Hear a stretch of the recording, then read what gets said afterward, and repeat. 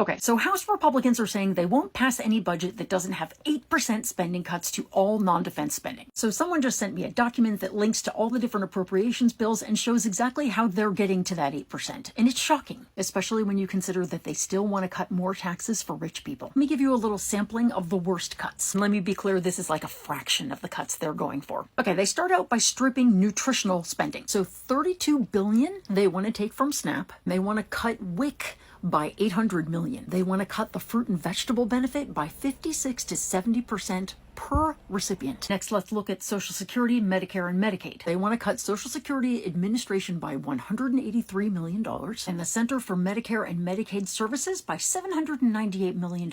Now let's talk about how they want to gut public education. They want to cut Title I education for K to 12 students 77%, which is $14.7 billion.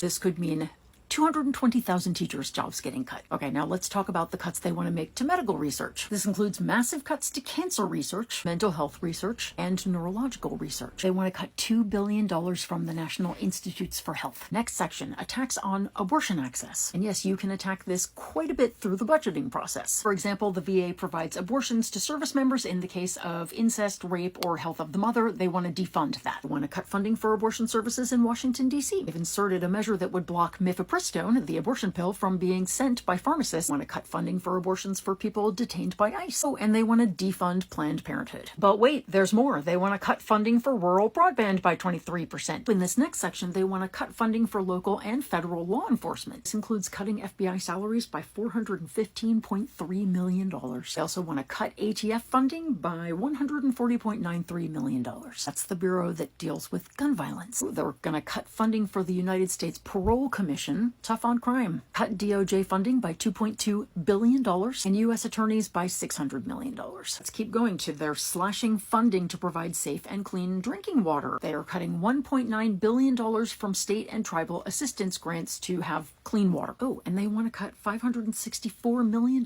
from the Office of Lead Hazard Control and Healthy Homes. This translates to 69,000 children who will not have their homes inspected for lead hazards. Okay, the next section deals with cutting funding for housing assistance programs. Republicans want to cut funding for direct housing loans by 30%. They want to cut the only program dedicated to affordable housing construction by 67%. Looks like they're also trying to privatize special housing assistance. The next section deals entirely with allowing discrimination against LGBTQ people. It eliminates the Matthew Shepard and James Byrd Jr. Hate Crimes Prevention Act grants, as well as the Community Violence Intervention and Prevention grants and other grant programs to prevent violence and hate crimes. Eliminates the funding for them. And finally, Republicans want to eliminate crucial job training programs for seniors, young people, and adults struggling to find employment. And they want to eliminate the federal work-study program, through which 660,000 American students currently receive work-based assistance. Oh, and they cut Pell Grant amounts as well.